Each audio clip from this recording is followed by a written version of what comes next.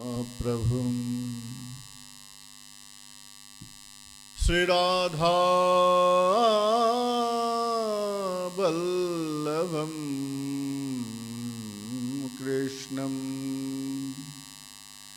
भागवतम् उपास्महे। वाञ्छाकल्पतरुभ्यश्च कृपा सिन्धुर्वैव च पतितानं पावनेभ्यः वैष्णवेभ्यो नमो नमः। जय रूप सनातन भट्ट रघुनाथ श्रीजीव गोपाल भट्ट दास रघुनाथ। এই ছয় গোসাঁয়ের করি চরণ বন্দন, যাহা হইতে বিঘ্ন নাশয় অভীষ্ট পুরাণ। हे कृष्ण करुणा सिंधु दीनबंधु जगतपते गोपेश गोपिका कांत राधा कांत नमस्तुते। हरे कृष्ण कृष्ण कृष्ण हरे हरे, हरे राम राम राम हरे हरे।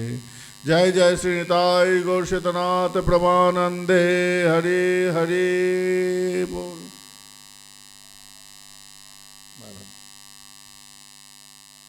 जय गौर।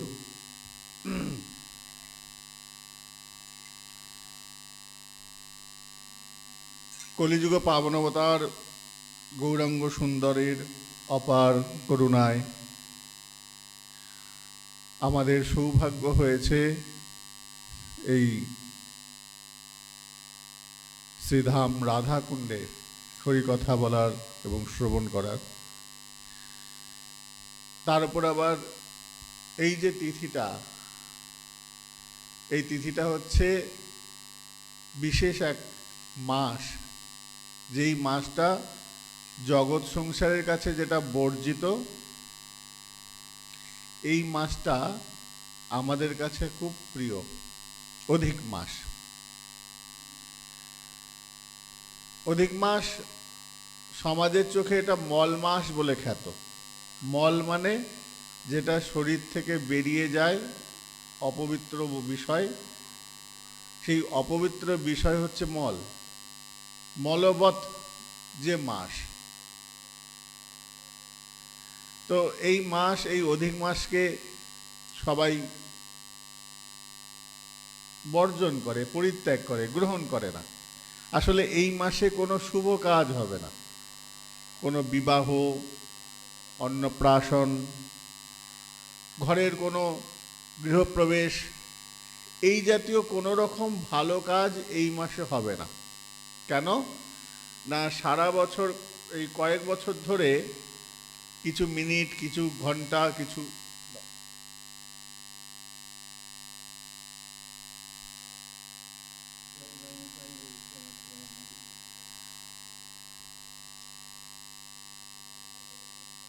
এই সময়টা সঞ্চিত হয়েছে। এই সময়টা একত্রিত হয়ে 3 বছর পর একটা সময় সঞ্চিত হয়, সেটা মল মাস বলা হয়। যদিও এটা নির্দিষ্ট নাই, তো মল মাস হয়েছে। এই মল মাস একত্রিত কোনো কাজে লাগে না।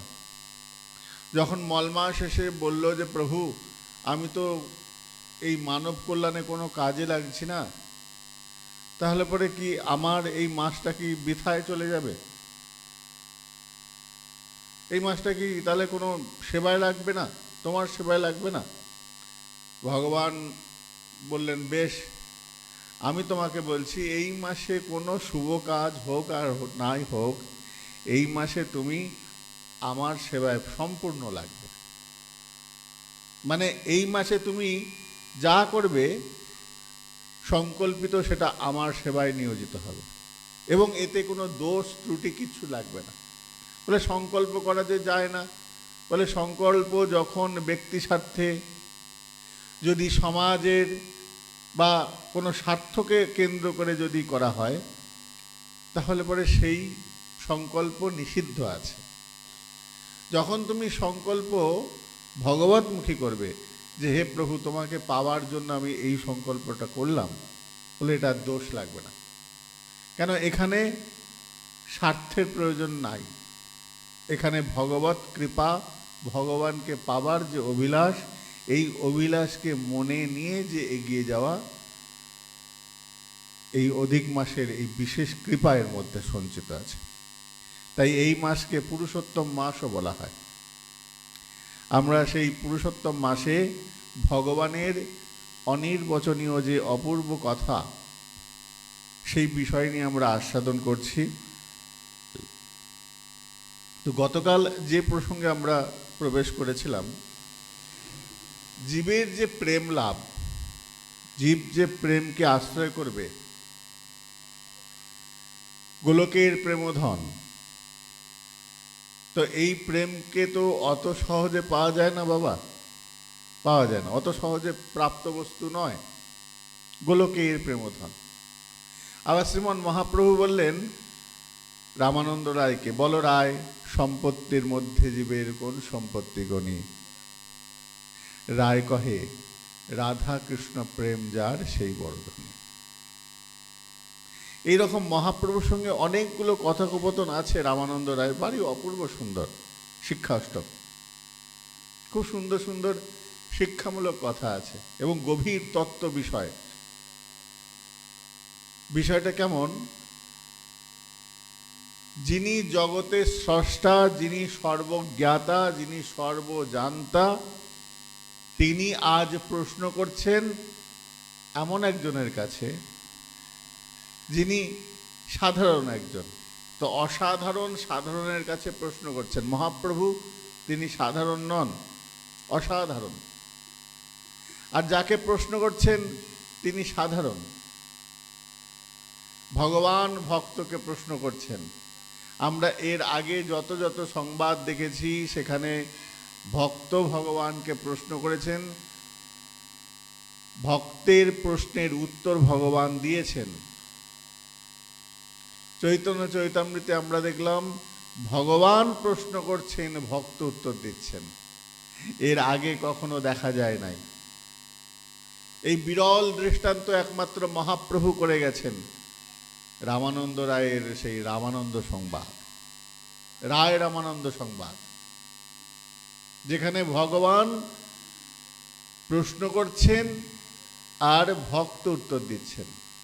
জিজ্ঞাসা করছেন, বলো রায় সম্পত্তির মধ্যে জীবের কোন সম্পত্তি গণি?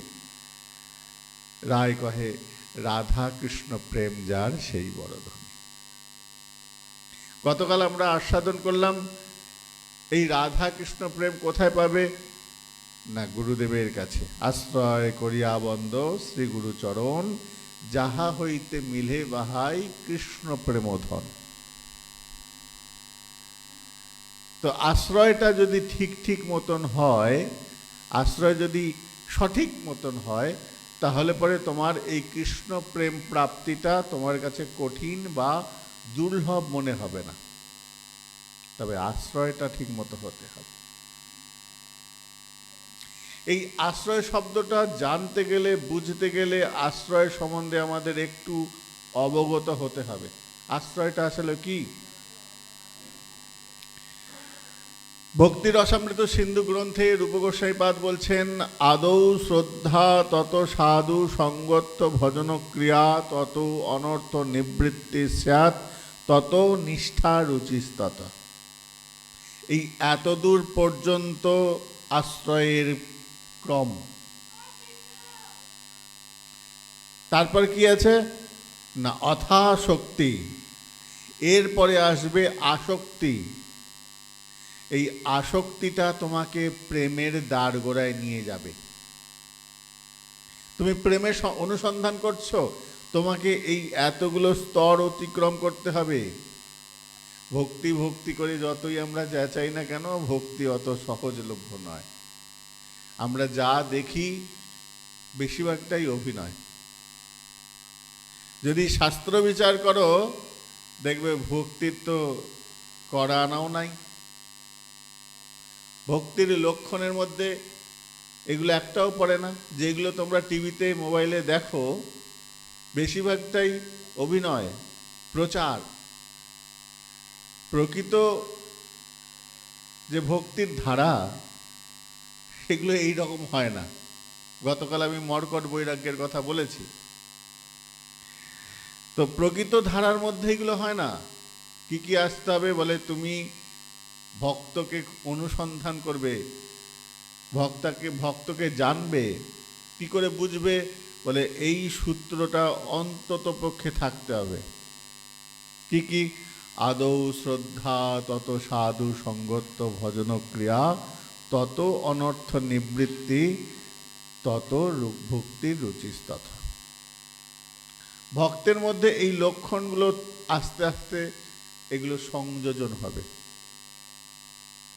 এই এতগুলো স্তর সাধককে পার হতে হবে। এতগুলো স্তর আসার পর তারপর তার মধ্যে আসক্তি আসবে। রুচির পরে আসক্তি। রুচিকে অতিক্রম করতে হবে, তারপরে তুমি পাবে ভক্তি, এই প্রেমের আস্বাদ। অথা শক্তি তত ভাব প্রেম। এই প্রেম সঞ্চয় তখনই আসবে, প্রেমের অনুভূতি আসবে যখন তুমি এই স্তরগুলোকে অতিক্রম করবে। কি কি স্তর? প্রথমে বললেন আদৌ শ্রদ্ধা, আদি। প্রথমে তোমাকে শ্রদ্ধা রাখতেই হবে। এই যে আদি শব্দটা প্রয়োগ করলেন, আদৌ, আদি শব্দেরই আদৌ হচ্ছে প্রকাশ। আদৌ শ্রদ্ধা, এটা প্রথম শর্ত। তারপর কি? সাধু সঙ্গ। আমরা ভাবি সাধু সঙ্গে আমাদের সব দোষ কেটে যায়, কিন্তু সমস্যাটা ভালো করে রূপ গোস্বামীপাদ বলছেন, না না না না না। দেখো, সাধু সঙ্গের পরেই যে শব্দটা প্রয়োগ হলো তার নাম কি জানো? অনর্থ। আদৌ সাধু সঙ্গত্ব ভজন ক্রিয়া, তত অনর্থ। যখন সাধু সঙ্গ হলো তখন তোমার ভজনের ক্রিয়া শুরু হলো। এতদিন পর্যন্ত তোমার ভজনের ক্রিয়া শুরু হয়নি। সাধু সঙ্গ, সাধু সঙ্গের প্রভাবে ভজনের ক্রিয়া, তারপরে এলো অনর্থ। সাধু সঙ্গের ফলে আমার তো অনর্থ কেটে যাওয়ার কথা। বলে যতটা সহজ মনে হয় ততটা সহজ নয়। তুমি প্রচুর সাধু সঙ্গ করছো। সাধু সঙ্গের যেমন স্বীকৃতি রয়েছে, তেমনি কিছু অনর্থ প্রবেশ করে। অনর্থ কি? ভক্তিপথের বাধা, ভজনের বাধা। ভজন রাজ্যের সব থেকে বড় বাধক হচ্ছে এই অনর্থ। অনর্থ মানে অপরাধ। 4 প্রকারের অপরাধ প্রবেশ করে যায়। তত অনর্থ নিবৃত্তি। অনর্থ হবে, ওই সাধুসঙ্গ করতে করতে অনর্থ আসবে, আবার সাধুসঙ্গের প্রভাবে সেই অনর্থ কেটেও যাবে। তবে যদি মাঝখানে বিশ্বাস ভঙ্গ হয়ে যায় তাহলে সমস্যা। ওই জন্য প্রথমে শ্রদ্ধাটাকে রাখতে বলল। বলে অনেক সময় দেখবে হেলছে ঢুলছে, অনেক কিছু ভয়ঙ্কর লাগছে, কিন্তু বিশ্বাস রাখো, দেখবে আবার সব ঠিক হয়ে যাবে। টলে যাওয়ার, মনকে টলে যাওয়ার অনেক এমন এমন পরিস্থিতি আসবে, মন ঘুরে যেতে চাইবে। তুমি চোখের সামনে যা দেখছো সেটা বিশ্বাস করতে হবে, কিন্তু মাথা মানতে চাইবে না। তখন বিবেক, চিত্ত, বিবেক, হৃদয়, এদেরকে আশ্রয় করতে হবে।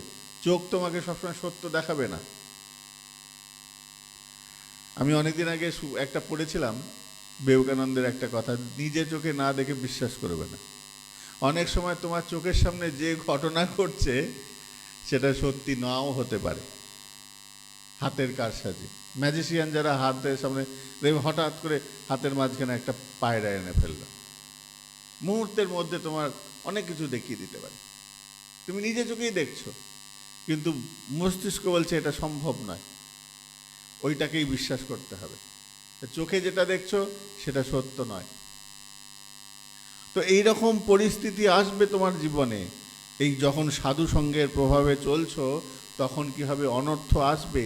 এই সাধু সঙ্গ ছেড়ে গেলে হবে না, ওই সাধু সঙ্গতেই পড়ে থাকতে হবে। তবে কি হবে বলে, তত অনর্থ নিবৃত্তি স্যাৎ।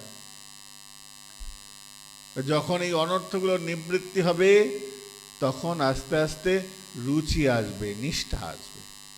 আমরা এগুলো একদম সারিবদ্ধভাবে জানবো যে এগুলো বিষয়টা কি। এই কয়েকদিনে যতটুকু পারবো আমার দ্বারা সম্ভব এই বিষয়গুলো আস্বাদন করব।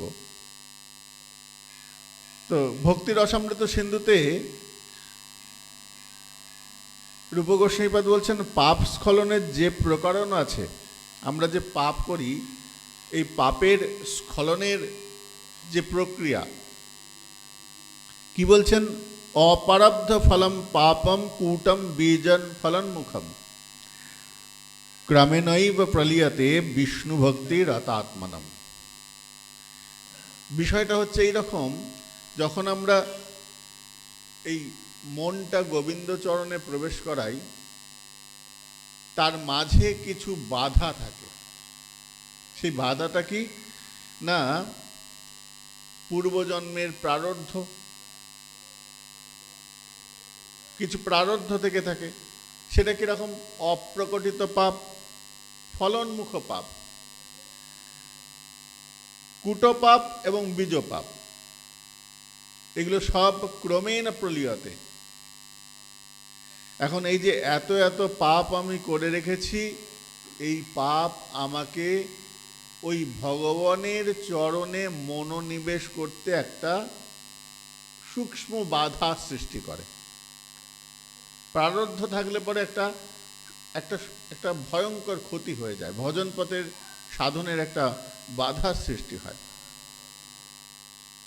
যারা বিষ্ণু ভক্ত যাজন করে মনটা ডুবিয়েছে, তাদের বলা হয় রতাত্মনম, যার আত্মাটা রত হয়েছে তার চরণে, রতাত্মনা। এখানে মহাজন রূপ গোস্বামীপাদ যে তিনি বলছেন যে পূর্ববর্তী শ্লোকে বিষ্ণু ভক্তি রতাত্মনম, তো রত শব্দটা রতি শব্দ থেকে এসেছে। রতিটা কিরকম, রতি হচ্ছে একটা শৃঙ্গার রসের একটা বিষয়। যুবক যুবতী মিলিত হয়ে যে আনন্দ পায় তার নাম এই রতি। অতি আসক্তির বস্তু এটা। এখন রূপ গোস্বামীপাদ এখানে বিষ্ণু ভক্তি রতাত্মনম শব্দটা প্রয়োগ করলেন, মানে রতি শব্দটা যেটা যে এসেছে, রতি শব্দটা এইটারই একটা রূপ হচ্ছে রতাত্মনম। এখন রতি সুখের মধ্যে যে আস্বাদ্য আছে, কৃষ্ণ ভক্তিতে যার চিত্ত, সেই ব্যক্তির এই পাপগুলো ক্রমণৈব প্রলীয়তে। বলছেন জীব গোস্বামীপাদ বলছেন, তোমরা ভয় পেয়ে যাচ্ছ এত ক্রম দেখে। এই যে এত এত ক্রমগুলো তোমরা দেখছো, আদৌ শ্রদ্ধা, তত সাধু সঙ্গত ভজন ক্রিয়া, তত অনর্থ নিবৃত্তি স্যাৎ, তত নিষ্ঠা রুচিস্তত।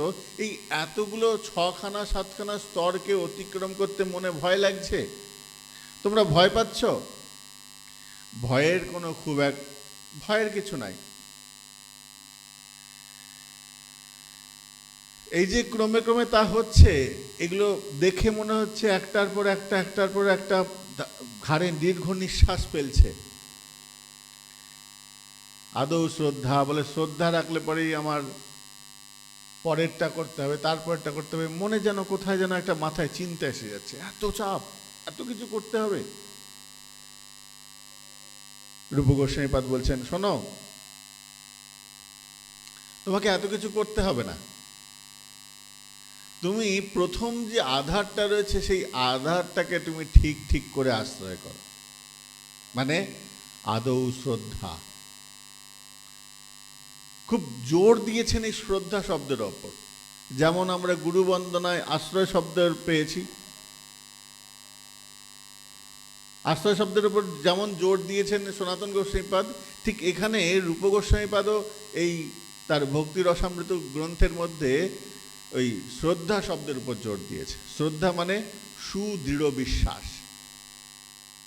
এই বিশ্বাসটা যেন তোমার কখনো টলে না যায়।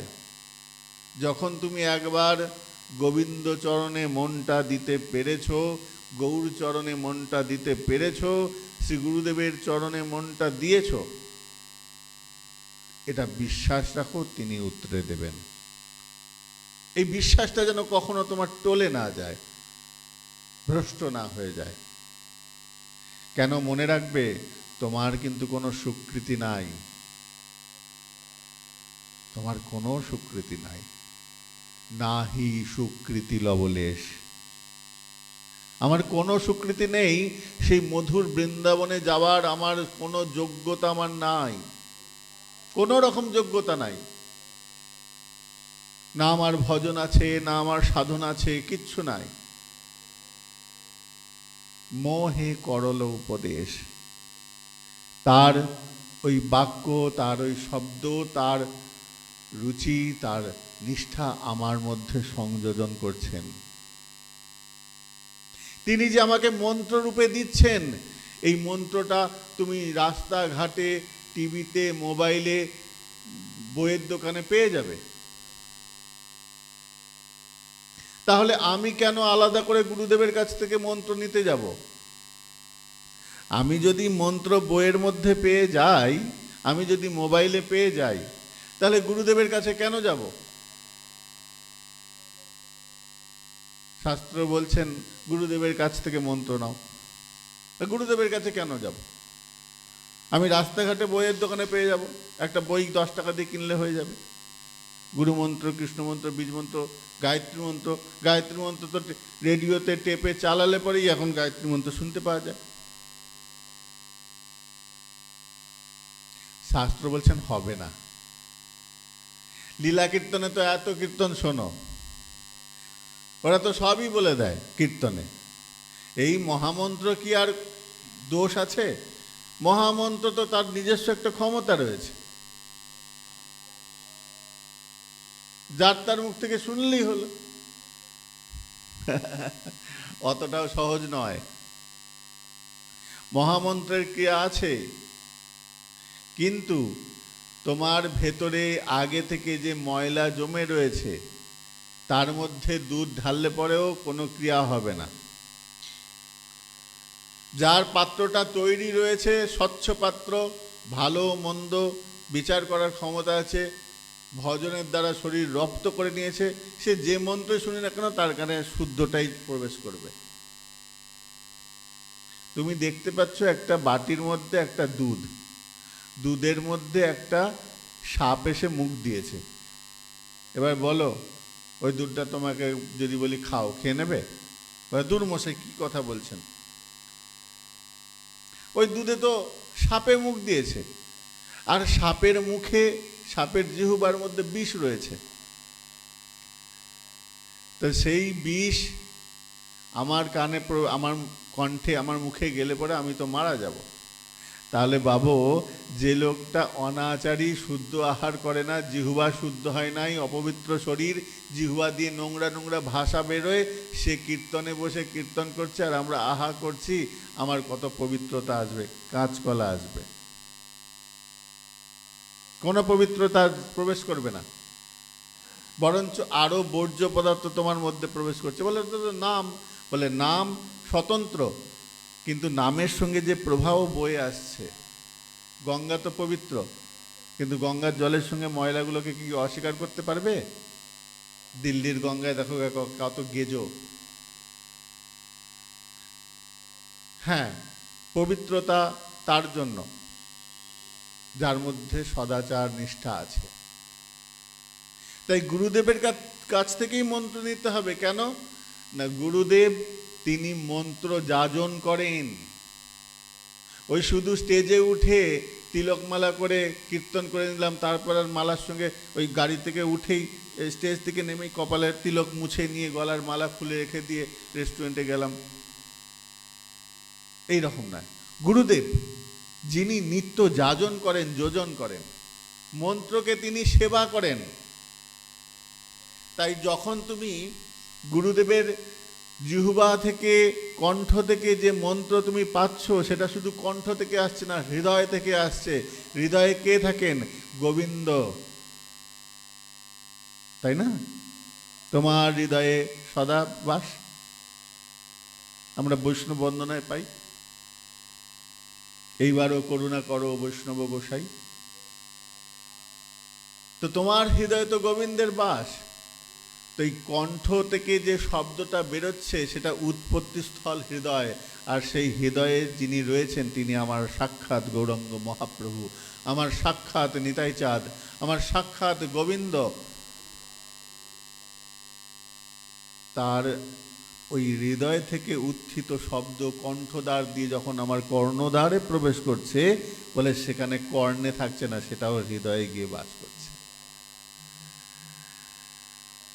তাই ওই মন্ত্রের একটা বিশেষ শক্তি আছে, যেটা নিত্য যাজন হয়, নিত্য যোজন হয়, ওই মন্ত্র সেবা হয়।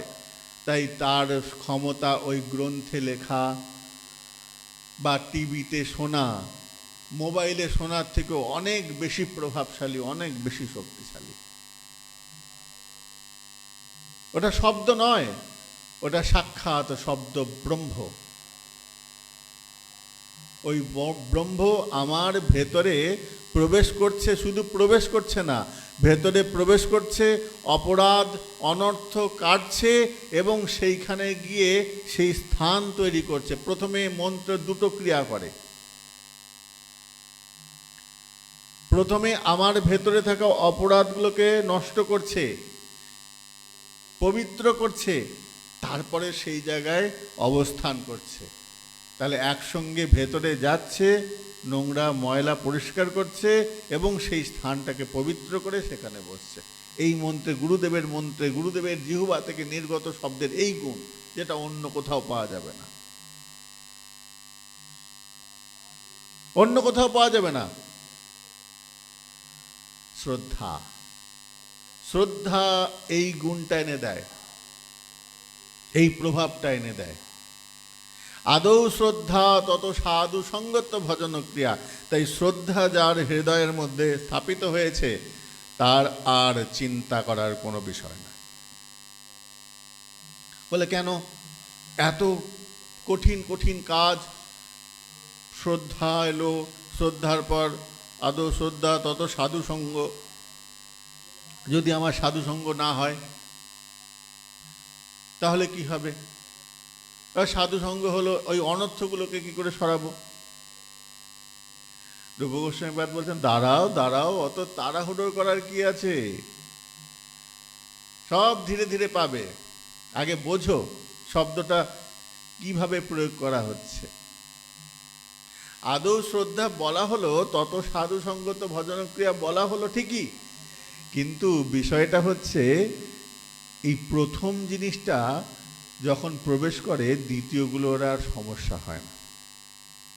আমরা বললাম, প্রভু এ আবার কেমন কথা, আপনি এত কঠিন করে কথাগুলো বলছেন কেন? আমাদের তো মাথায় বোধগম্য হচ্ছে না। বললেন, দেখো এই যে ক্রমেণা বিলয়াতে শব্দটা প্রয়োগ করলাম,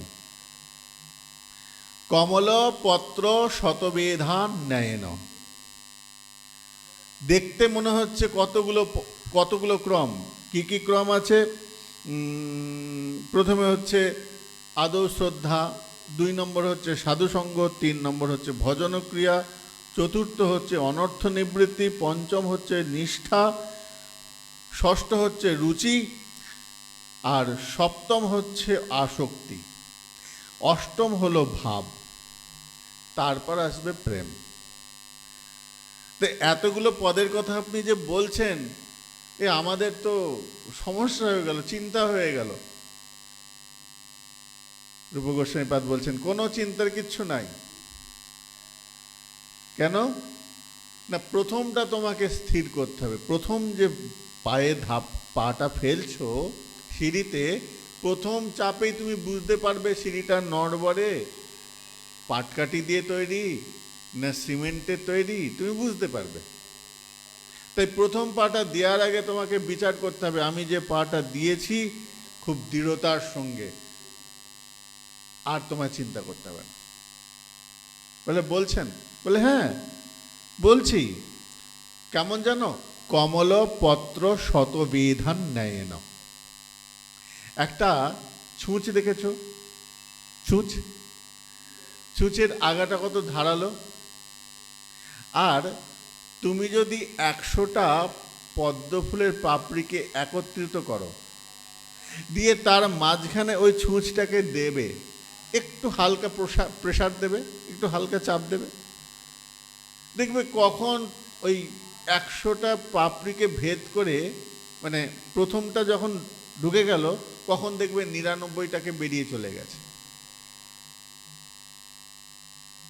ওই ছুঁচটা প্রথম পাপড়িতে যখন স্পর্শ করবে তার পর মুহূর্তেই দেখবে যে ওই ছুঁচটা সামনের দিকে মুখটা হয়ে গেছে। বলে এত মোটা 100টা পাপড়ি, এত মোটা, কিন্তু খুব সহজেই প্রবেশ করে যাচ্ছে। তাই শ্রদ্ধাটা যখন তোমার ঠিক ঠিক মতো হবে, তাহলে কি হবে বলে ওই কমল পত্রের মতন। পদ্ম ফুলের পাপড়িকে যেমন একটা ছুঁচ দিয়ে বিদীর্ণ করে দেওয়া যায়, মুহূর্তের মধ্যে প্রবেশ করে যায়, ঠিক তেমনি এই ভজন রাজ্যে প্রবেশের আগে শ্রদ্ধাকে যদি তুমি ঠিক ঠিক মতো ধরে ফেলো, তাহলে পরে তোমাকে আর চিন্তা করতে হবে না। ওগুলো সব তোমাকে ওই অববাহিকায় বইয়ে নিয়ে চলে যাবে। একবার শুধু তার মধ্যে আশ্রয় করতে হবে দৃঢ় বিশ্বাস। এই বিশ্বাস তোমাকে ঠিক এগিয়ে নিয়ে যাবে। বিশ্বাসের বড় ক্ষমতা, বিশ্বাসের বড় গুরুত্বপূর্ণ ক্ষমতা। একটা বাচ্চা ছেলে ছিল, তার মা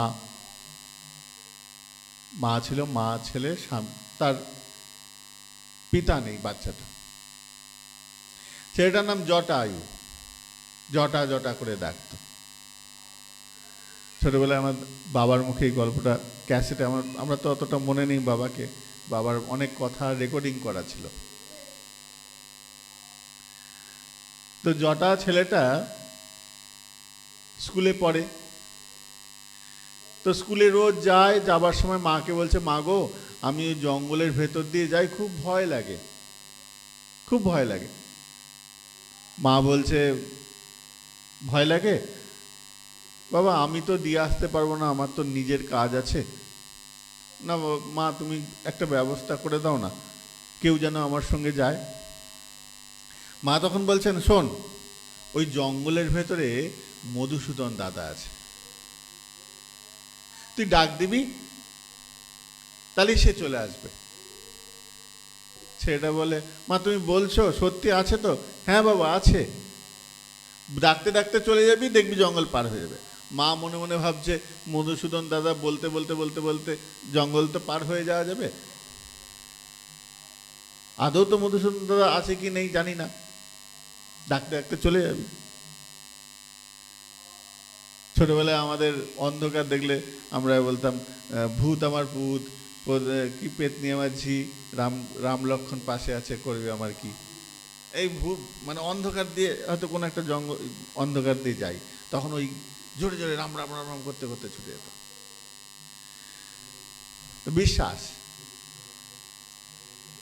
তো ওই ছেলেটা জঙ্গল দিয়ে যেতে যেতে হঠাৎ করে ভয় পাচ্ছে, ভয় পেতে পেতে হঠাৎ করে কাঁদতে কাঁদতে চিৎকার করে উঠল, মধুসূদন দাদা কোথায় আছো, আমার খুব ভয় লাগছে, আমাকে এই জঙ্গলটা পার করে দাও না। যেই মুহূর্তে এইরকম আর্তনাদ, হঠাৎ করে একটা মিষ্টি শব্দের ধ্বনি ফিরে এলো, কে আমাকে ডাকে? জঙ্গল থেকে একটা খুব সুন্দর গাত্রবর্ণ নীলাভ, হাতে একটা লাঠি, ছেলেটা মাথায় পাগড়ি দেওয়া, এসে বলছে, তুমি আমাকে ডাকছো? বলে, হ্যাঁ। তুমি কি মধুসূদন দাদা? বলছে, হ্যাঁ, আমার নামই মধুসূদন। না, আমার মা বলেছে তুমি নাকি এই জঙ্গলের মধ্যে থাকো। হ্যাঁ, ঠিকই বলেছে তোমার মা। আমাকে এই জঙ্গলটা পার করে দাও না। ঠিক আছে, পার করে দেবো। আবার যাবার সময়, জঙ্গলটা পার হয়ে যাবার সময় আবার বলে, দাদা আসার সময় তোমায় পাবো তো? বলে, হ্যাঁ, আমাকে ডেকো, তুমি পাবে। ছেলেটা রোজ এখান রাস্তা দিয়ে যায়, রাস্তা দিয়ে আসে, আর ওই মধুসূদন দাদা রোজ তাকে রাস্তা পার করে দেয়, আবার তার বাড়ি পর্যন্ত পৌঁছে দেয়। এরকম দিনের পর দিন হতে থাকে। প্রতিদিন গল্প, হাসি, ঠাট্টা। মা একদিন জিজ্ঞাসা করে, কিরে, তোর এখন রাস্তায় যেতে অসুবিধা হয় না? ছেলেটা বলে, না মা, এখন তুমি সেই মধুসূদন দাদাকে কথা বলেছো না, সেই মধুসূদন দাদার কথা সে আমাকে রোজ দিয়ে আসে, নিয়ে আসে। তো মা মনে মনে ভাবছে, মৃদু মৃদু হাসছে, জানি আমাকে মিথ্যে কথা বলছে, হ্যাঁ, কিন্তু আমার ছেলে এখন সাহসী হয়ে গেছে। একদিন হঠাৎ করে গ্রামে ওই শিক্ষকের মাস্টারমশাই, যে স্কুলের মাস্টার, তার মা মারা গেছে। বাড়িতে অনুষ্ঠান, সবাইকে বলেছে তোদের যা যা সামর্থ্য কিছু নিয়ে আসিস, আমার তো কিছু নেই, হ্যাঁ, আমার মা মারা গেছে, তোরা কিছু সাহায্য করিস। তো সবাই যে যার বাড়ি থেকে গেছে, বাড়িতে গিয়ে বলেছে, তাদের ব্যবস্থা করে দিয়েছে। তো ছেলেটা এসে মাকে বলছে, ও মা, ওই মাস্টারমশাইয়ের বাবার শরীর খারাপ, এই মা মারা গেছে, তো মাস্টারমশাই বলেছে কিছু সাহায্য করতে, কি দেওয়া যায়? মা বলে, দেখ, আমি নিজেই খুব অবস্থা খারাপ, অত বড় অনুষ্ঠান করবে, আমি কি দেব? তো তুই তোর মধুসূদন দাদাকে গিয়ে চা। ছেলেটা বালক বুদ্ধি, তো সে গিয়ে ওই জঙ্গলের মধ্যে গিয়ে ডাকছে, মধুসূদন দাদা, ও মধুসূদন দাদা, কোথায় আছো? মধুসূদন দাদা বেরিয়েছে। কি হয়েছে জটা, কি হয়েছে? না, আমার মাস্টারমশাইয়ের মা মারা গেছে, তো সবাইকে কিছু না কিছু দায়িত্ব দিয়েছে, সবাই কিছু না কিছু নিয়েছে, আমাকে বলেছে কিছু নিয়ে যেতে। কি নিয়ে যাব? তো বলছে, তুই মাস্টারমশাইকে গিয়ে বলবি আপনার অনুষ্ঠানের যত দই আমি দেব। বেশ, ছেলেটা বিশ্বাস। স্কুলে গিয়ে মাস্টারমশাইকে বলছে, মাস্টারমশাই, আমার আমি আমি আপনার জন্য যত দই লাগে, এই যত ভক্তরা প্রসাদ পাবে তাদের জন্য আমি দইয়ের ব্যবস্থা করব, আপনার মায়ের যে কার্য, সব দই আমি দেব। ছেলেটা মাস্টারমশাই বলে, তুই এত কোথায় পাবি? ও, আপনাকে চিন্তা করতে হবে না, আমি ব্যবস্থা করে দেবো। মাস্টারমশাই ভাবছে হয়তো নিশ্চয়ই বিশেষ ব্যবস্থা করেছে।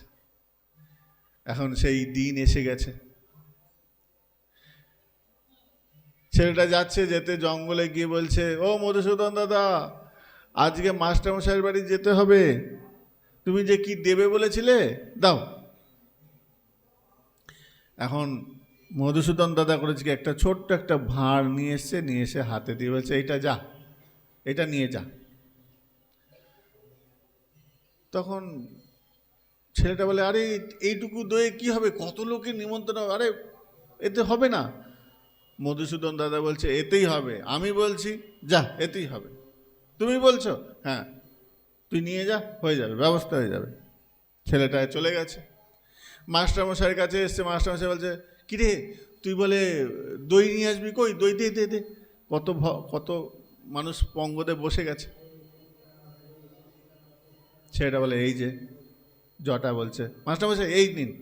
মাস্টারমশাই বলছে, এটা ইয়ার্কি মারা পেয়েছিস? কত লোককে নিমন্ত্রণ করেছি, তুই এইটুকু দই নিয়ে এসছিস, এইটুকু দই দিয়ে কী হবে? না, এই দইটা দিয়ে হবে, আমাকে মধুসূদন দাদা বলেছে এই দই দিয়ে তোমার সব, আপনার সব হয়ে যাবে। বলে, হারাম জাদা, হ্যাঁ, বদমাস, তোর জন্য আমি এত দইয়ের ব্যবস্থা করিনি, কাউকে বলিনি, আমি ভেবেছি তুই দইয়ের ব্যবস্থা করবি। যা, লাঠি দিয়ে দুমদুম করে মেরেছে। দইটা নিয়ে গিয়ে কী করবো? এই দইটা নিয়ে একটা ছেলেকে বলছে, যা দইটা রেখে দেখা, একটু ঘরে রেখে দেখা। একটা ছেলেকে, স্কুলের ছাত্রকে বলছে। ছেলেটা কাঁদতে কাঁদতে চলে যাচ্ছে, কাঁদতে কাঁদতে ছুটছে, কাঁদতে কাঁদতে জঙ্গলের দিকে যাচ্ছে। মধুসূদন দাদা, তুমি আমাকে ঠকালে, আমি তোমার উপর এত বিশ্বাস করেছিলাম, হ্যাঁ, তোমার কথা মতো আমি মাস্টারমশাইকে বললাম সব দইয়ের ব্যবস্থা আমি করে দেবো, আর তুমি আমাকে এইভাবে ঠকালে মধুসূদন দাদা। এদিকে মাস্টারমশাই ঘরে ভেতরে ওই ভাড়ার ঘরে গিয়ে দেখছে বালতির পর বালতি, গামলার পর গামলা দই ঢালাই যাচ্ছে, দই ওই ছোট্ট কৌটো থেকে ভর্তি হয়েই যাচ্ছে, দই আর শেষ হয় না। তখন মাস্টারমশাইয়ের চোখে একদম ছানা ভরা, ছুটতে ছুটতে গিয়ে চলে গেছে। এই জটা, এই দাঁড়া দাঁড়া দাঁড়া দাঁড়া, কি হয়েছে? না, তোর মধুসূদন দাদাকে আমাকে দেখাতে পারবি? হ্যাঁ, একবার দেখাতে পারবি আমার মধুসূদন দাদাকে? হ্যাঁ, আপনি চলুন আমার সঙ্গে। ছেলেটার সঙ্গে মাস্টারমশাই যাচ্ছে, গিয়ে জঙ্গলের মধ্যে গিয়ে চিৎকার করে ডাকছে, মধুসূদন দাদা কোথায় আছো, এসো, একবার এসো, একবার দেখা দাও। দেখা দেয় না, বেরিয়ে আসে না, আবার চিৎকার করছে, ছেলেটা সাড়া দেয় না। ছেলেটা কাঁদতে কাঁদতে বলছে, মধুসূদন দাদা তুমি সত্যি কি আমাকে দেখা দেবে না? তখন ওই জঙ্গলের ভেতর থেকে একটা মিষ্টি শব্দ ভেসে এলো, বলল, শোন জটা, তোর মনটা সরল, তোর মনটা অত জটিলতা নাই, তোর মনে আছে বিশ্বাস, শ্রদ্ধা, তাই তোকে যত সহজে দেখা দিতে পারি, তোর মাস্টারমশাইকে দেখা দেওয়ার মতন আমার সেই প্রয়োজনটা নাই, তার সেই যোগ্যতাটা নাই, তার মধ্যে শ্রদ্ধা নাই, বিশ্বাস নাই, অটুট শ্রদ্ধা তার মধ্যে নাই, তাই তাকে দেখা দিলেও তার কোনো ক্রিয়া হবে না। কেননা তার হৃদয়টা স্বচ্ছ নয়, চিত্ত মন স্থির এগুলো একটাও স্বচ্ছ নয়, মলিন। নিরমল গৌর প্রেমরস সিঞ্চনে পুরল সব মন আস, সো চরণাম বুঝে রতি নাহি হইল, রই অত বৈষ্ণব দাস। তুমি গৌর ভজন করতে এসেছ, তোমার চিত্তটা এখনো নির্মল হয় নাই, কিছু হবে না, আবার নয়। চিত্ত যদি পবিত্র না হয়, মন যদি পরিষ্কার না থাকে, যদি শত শত নাম করলে পরেও সেই গৌরাঙ্গ বলিতে হবে, পুলক শরীর হরি হরি বলিতে নয়নে বহে নীর, আর কবে নিতাই চাঁদ করুণা করিবে, সংসার বাসনা মোর কবে তুচ্ছ হবে। এই বোধ আসবে না, আসতে পারে না। কেন? আমাদের সেই শ্রদ্ধা নাই, সেই সমর্পণ নাই। তোমার শরীর পুলকিত হবে, তোমার শরীর রোমাঞ্চিত হবে, শুধু নাম শোনা মাত্রই কৃপা শুরু হয়ে যাওয়ার কথা, কিন্তু নাম শুনেও আমাদের কোনো বিকার হচ্ছে না, শরীরের কোনো রকম অষ্ট বিকারের একটা বিকারও আসছে না। শ্বেত কম্প শ্রীমন মহাপ্রভুর মধ্যেই অষ্ট বিকার দেখা দিত, শুধু নামকে আশ্রয় করার ফলে আমাদের কেন হচ্ছে না? এই কুণ্ডের তটে বসে, রাধা কুণ্ডের তটে বৃন্দাবনে বসে, গৌর নাম বসে, গৌরাঙ্গের গৌরমণ্ডলের মধ্যে থেকেও আমাদের সেই বিকার আসছে না। বুঝতে হবে আমাদের এখনো অনেক কিছু পথ বাকি আছে। আর এই ত্রুটি আমাকেই খুঁজতে হবে, আমাকেই অনুসন্ধান করতে হবে। গৌরাঙ্গ বলিতে হবে পুলক শরীর, শরীরের পুলকিত হবে। মহাপ্রভুর পার্শ্বদরা যারা ছিলেন তারা তো এই গৌর নামে, কৃষ্ণ নামে পুলকিত হতো, আমাদের কেন হচ্ছে না? ত্রুটি আছে, এই ত্রুটি আমাদেরকেই অনুসন্ধান করতে হবে। তাই বললেন, রূপ গোস্বামীপাদ বললেন, এই শ্রদ্ধাকে যদি ঠিক ঠিক মতো আশ্রয় হয়ে যায়, তাহলে পরে ওই কমল পত্র শত বেদ নেয় না।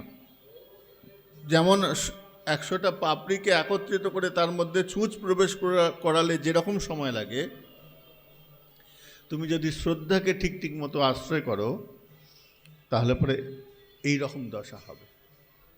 হ্যাঁ, তাই আগে শ্রদ্ধা, তাই শ্রদ্ধার উপর বিশেষ জোর দেওয়া হয়েছে। আগেই শ্রদ্ধা, আদৌ শ্রদ্ধা কিসে না? ভগবত ধর্মে। এরপরে যে দ্বিতীয় স্তর এলো, তার নাম হলো সাধু সঙ্গ। খুব ভালো করে মন দিয়ে শুনবে এটা। এই সাধু সঙ্গ কি? সাধু সঙ্গ সাধুর গায়ে গা ঘেঁষিয়ে বসাটা সাধু সঙ্গ নয়। সাধু যে আসনে বসেছে সেই আসনে বসে সাধু সঙ্গ নয়। সাধুর সঙ্গে ঘন্টা দিয়ে কথা বললাম, কিন্তু একটা ভগবত বিষয়ক আলোচনা হলো না। আপনার শরীর কেমন আছে, আমার এই দুঃখ, আমার ওই দুঃখ, আমার ছেলের বিয়ে হচ্ছে না, আমার ছেলে চাকরি হচ্ছে না, আমার কোমরে যন্ত্রণা, এইগুলো সাধুসঙ্গ নয়, হতে পারে না। আমি 1 ঘন্টা ধরে সাধুসঙ্গ করলাম, আমার মাথায় হাত দিয়ে দেন, আমার মাথায় হাত দিয়ে দেন, আমার গায়ে হাত বুলিয়ে দেন, এগুলো কোনোদিন সাধুসঙ্গ হতে পারে না। আমি এক জায়গায় গেছি, আমাকে বলছে, মশাই, ও প্রভু একটা কাজ করবেন? বলে কি? আমার এই কোমরে খুব ব্যথা, একটু হাত বুলিয়ে দেন তো। আমি কি ডাক্তার নাকি? হ্যাঁ, ডাক্তার? ডাক্তারের কাছে না, একটু ছুঁয়ে দেন, কৃপা হয়ে যাবে। আরে মশাই, এটা কৃপা নয়। গতকাল আমি বলেছি কৃপা কোনটা, আশীর্বাদ কোনটা। এগুলো অর্জন করতে হয়। আশীর্বাদ, অভিশাপ। আশীর্বাদ কে দিতে পারে আর অভিশাপ কে দিতে পারে? সবাই অভিশাপ দিতে পারে না, সবার অভিশাপে কাজ করবে না, দিলেও ক্রিয়া হবে না। আর আশীর্বাদ সবাই দিলেও কাজ হবে না। যাকে তাকে গিয়ে আশীর্বাদ চাইলাম, আশীর্বাদের কাজ করবে না। যাকে যে যখন তখন যাকে খুশি আশীর্বাদ অভিশাপ দিয়ে দিল, সেটাও কাজ করবে না। অত সহজ নয়।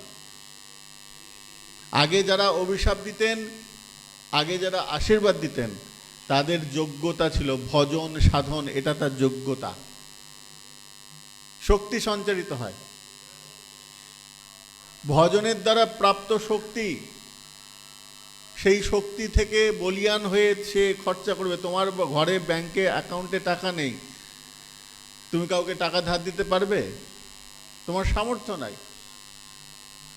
তাহলে সাধন নাই, ভজন নাই, তার চরণে গিয়ে পড়ে রইল, আশীর্বাদ দিলেও কাজ হবে না, অভিশাপেও কাজ করবে না। এই দুটোই আসে ভজনের দ্বারা, সাধনের দ্বারা। সে যে মার্গেই হোক, শাক্ত হতে পারে, বৈশ্য হতে পারে, শাক্ত, শৈব, গানবত্ত, যে আচার্য হতে পারে, কিন্তু তাকে তো অর্জন করতে হবে, শক্তিটা তো অর্জন করতে হবে। সাধন নাই, ভজন নাই, আচরণ নাই, নিষ্ঠা নাই, রুচি নাই, তার আশীর্বাদেও ক্রিয়া করবে না, তার অভিশাপেও ক্রিয়া করবে না। শাস্ত্র তো এটাই বলে, আমার কথা নয়, শাস্ত্রের কথা। অর্জন থাকতে হবে। সেই ব্যক্তি খরচা করতে পারে যার ঘরে টাকা আছে, ব্যাংকে অ্যাকাউন্ট আছে, অ্যাকাউন্টে টাকা আছে, তবে সে খরচা করতে পারবে। যার কিছুই নেই, তার বলার অধিকারও সাজে না। তাই বলছেন যে সাধু সঙ্গ করতে হবে। সাধু সঙ্গ মানে গুরু আশ্রয়। প্রথমত গুরু আশ্রয়। প্রথমে ভগবত ধর্ম যাজন করে যারা এমন সাধু, তাদের সঙ্গ করার ইচ্ছা, অভিলাষ মনে জাগ্রত করবে। প্রথমে এই ইচ্ছাটা, অনেক জায়গায় দেখবে শুধু বলে নামকে আশ্রয় করো। তোমাকে দীক্ষা প্রথমে নিতে হবে না, প্রথমে নাম আশ্রয় করো। নামে কোনো দোষ নাই। এই মহামন্ত্র এমন একটা বিষয় যেটা স্বতন্ত্র ক্ষমতা ধারণ করে। এই মহামন্ত্র তোমাকে গুরুদেব বানিয়ে দিতে পারেন। তোমার গুরুদেব এখনো তৈরি হয় নাই, গুরুদেব জন্মায় নাই, মন্ত্র এমন চিন্তন করো, গুরুদেব গুরুদেব, মহামন্ত্রের মাধ্যমে গুরুদেবকে আহ্বান করো, গুরুদেবের জন্ম হয়ে যাবে, তোমাকে দীক্ষা দিয়ে যাবে। অতদিন পর্যন্ত তোমার অপেক্ষাও করতে হবে। এরকম বহু বহু প্রমাণ আছে, শাস্ত্রে প্রমাণ আছে অনেক। গুরুদেব জন্মাননি, শিষ্য অপেক্ষা করছে কবে গুরুদেব আসবেন। তো যাই হোক, তো বলছেন গুরুচরণকে আশ্রয় করতে হবে, গুরু পদাশ্রয়, সাধুসঙ্গ। এরপরে আসবে তৃতীয় স্তর, হচ্ছে ভজন ক্রিয়া। যখন সাধুসঙ্গ করবে তখন আস্তে আস্তে তোমার ভজন ক্রিয়া হবে। কিরকম ভাবে? একটা খুব সুন্দর গল্প বলি। একজন ভাগবত পাঠক ভাগবত পাঠ করছেন। তো এক ব্যক্তি প্রতিদিন ভাগবত কথা শুনতে শুনতে শুনতে শুনতে একদিন অপেক্ষা করছেন, সব লোক চলে গেছে। তো ভাগবত পাঠককে জিজ্ঞাসা করছে, মহারাজ আমার কিছু প্রশ্ন আছে। বলে কি? না, আমি আপনার পাঠ শুনি, নিত্য পাঠ শুনি। হ্যাঁ, ভালো। না, আমার পাঠ শুনে আমার অনেক ক্ষতি হয়ে গেছে। আপনার পাঠ শুনতে শুনতে আমার অনেক ক্ষতি হয়ে গেছে। মহারাজ বলেন, কি ক্ষতি? আরে বাবরে, আমি তো আজ পর্যন্ত কারোর মুখে শুনিনি যে ভাগবত পাঠ শুনে কারোর ক্ষতি হয়ে গেছে। না, আমার ক্ষতি হয়েছে। মানে বলো, একটু পরিষ্কার করে বলো। বলছে, দেখুন, আগে আমি রাস্তায় কারোর দোষ দেখতাম না, আমি এখন সবার দোষ দেখে বেড়াই। আগে কাউকে কারোর সঙ্গে ঝগড়া বিবাদ হতো না, এখন আমার ঝগড়া বিবাদ হচ্ছে। বলে, খুলে বলো, পরিষ্কার করে বলো। বলছে, দেখুন, ওই রাস্তা দিয়ে যাচ্ছি, যেতে যেতে দেখছি কতগুলো লোক তাস খেলছে, জুয়া খেলছে, নোংরা নোংরা কথা বলছে। আমি তাদেরকে গিয়ে বলছি, বাবা বয়স তো হয়েছে, নাম এবার তাস খেলা বন্ধ করে দিয়ে একটু হরিনাম করো। তারা আমার উপর রেগে গেল, আমাকে উল্টো পাল্টা বলতে আরম্ভ করলো। রাস্তা দিয়ে যাচ্ছি, রাস্তা দিয়ে যেতে যেতে দেখছি যে কতগুলো লোক মদ খাচ্ছে। তাদেরকে বলছি, বাবা মদ খেও না, মদ খেলে পরে তোমার পরিবারও অসুস্থ হবে, তুমি তো অসুস্থ হবে, তোমার পরিবারও বিপদে পড়বে। তার থেকে ভালো ভগবানের নাম করো, ভজন করো, সাধন করো, সেবা, মানুষের সেবা করো। তারা তো আমাকে বোতল নিয়ে তাড়া করেছে। এরকম সমস্যা আছে, লোকে মিথ্যে কথা বলছে, আমি তাদেরকে মিথ্যে বলছি, তুমি মিথ্যে কথা বলছো কেন? এইগুলো আমার সমস্যা হচ্ছে, আগে তো এগুলো সমস্যা ছিল না। তো মহারাজ বলছে, দেখো, এতদিন পর্যন্ত এইগুলো যে দোষ, এই বোধটাই তোমার ছিল না। এই যে জুয়া খেলা, এই যে মদ খাওয়া, এই যে তাস খেলা, তাসের সঙ্গে যে জুয়া, এই যে বৃত্তিগুলো, এগুলো যে খারাপ, এগুলো যে নোংরা, এগুলো যে আমাদের পথভ্রষ্ট করে দেয়, এই বোধটা তোমার এতদিন ছিল না। তুমি দেখতে, তোমার চোখের সামনে দিয়ে ঘটতো, কিন্তু তুমি কোনোদিন প্রতিবাদ করনি। এখন তুমি প্রতিবাদ করছো, মানে তার ভালো চাইছো। তোমার অন্যেরা তোমাকে খারাপ বলতে পারে, কিন্তু তুমি তার মঙ্গল চাইছো। এটা হয়েছে ভাগবত পাঠ শোনার পর থেকে। এটা তোমার খারাপ নয়, এটা তোমার ভালো। তো সাধু সঙ্গের প্রভাবে কি হয়? তোমার মধ্যে সৎ প্রবৃত্তি তৈরি হয়, সৎ প্রবৃত্তি তৈরি হয়। আমাদের ভাগবত প্রভু একটা খুব সুন্দর কথা বলেন, বলে স্কুলে যাওয়ার জন্য, জীবন তৈরি করার জন্য তুমি বড় ডাক্তার হবে, ইন্সপেক্টর হবে, রোজগার করবে, কিন্তু মানুষ হওয়ার জন্য তোমাকে মন্দিরে যেতে হবে। মন্দিরে মনুষ্যত্ব বোধকে জাগ্রত করে। স্কুলে গেলে তুমি বিদ্বান হবে, শিক্ষিত হবে, জ্ঞান হবে, রোজগার হবে, সবই হবে, কিন্তু মনুষ্যত্ব বোধ তোমার মন্দিরে না গেলে হবে না। মানুষ তৈরি করার জায়গা হচ্ছে মন্দির। মন্দিরে অনুশাসন শেখানো হয়, প্রণাম করতে শেখানো হয়, কিভাবে প্রণাম করতে হয় সেইগুলো শেখানো হয়, মানুষকে কিভাবে শ্রদ্ধা করতে হয়, এগুলো মন্দিরে না গেলে জানা যাবে না। মন্দিরে প্রবেশ করার আগেই জুতো খুলে আসতে হয়, জুতোটা খুলে বাইরে আসতে হয়, তারপর মন্দিরে প্রবেশ করতে হয়। মন্দিরে গিয়ে মাথা নত করে প্রণাম করানো শেখানো হয়। আজকে যে মাথা নত করতে পারে, আগামী দিনে তার মাথায় মুকুট উত্থিত হয়। আর যে মাথা নিচু হয় না, সে একদিন না একদিন পড়ে যায়। তাই মাথা নত করাও একটা শিক্ষণীয় বিষয়।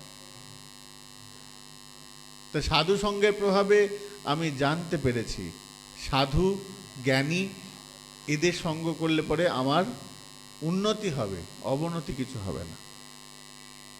তো বলছেন সাধু সঙ্গ, গুরু পদাশ্রয় প্রয়োজন আছে। এই গুরু পদাশ্রয় কি হবে? ভজনের ক্রিয়া হবে। আস্তে আস্তে তোমার মধ্যে ভজনের ক্রিয়া হচ্ছে।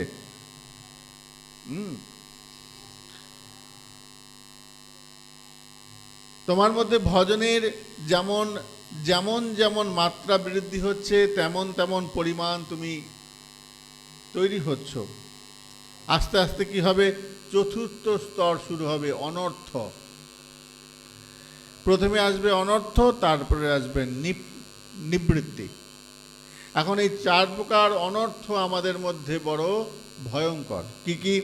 সুকৃতিত্ব, দুষ্কৃতিত্ব, অপরাধত্ব এবং ভোক্তৃত্ব। সুকৃতিত্ব মানে সুকৃতি, তুমি ভালো ভালো কর্ম করেছ, ভালো কর্ম, দান ধ্যান, এগুলো ভালো কর্ম। এই দান ধ্যানের ফলে কি হয়? তুমি যেমন দান করবে তেমন সুখ তুমি পাবে, এই জন্মও পাবে, পরজন্মও পাবে। তুমি আজকে যার ভালো করছো, একদিন তোমাকেও কারোর না কারোর দ্বারা ভালো কর্ম পাবে। এটা কর্মের ফল। কিন্তু এইটার মানেই যে তুমি ভগবত প্রাপ্তি পেয়েছো তা নয়। এটা তোমার ভজন পথের একটা সহায়ক হবে। তাহলে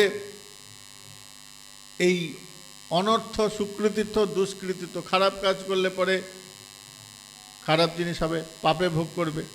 আর ভালো কাজ করলে পরে সুখ ভোগ করবে বা স্বর্গ সুখ পাবে। বলে এই দুটোই ভজনের বিষয়ক নয়, এই দুটো ভজনের বিষয় নয়। ভালো কাজটা তোমাকে সাহায্য করতে পারে, কিন্তু ভগবত প্রাপ্তির পথ নয়, এটা সুখ প্রাপ্তি।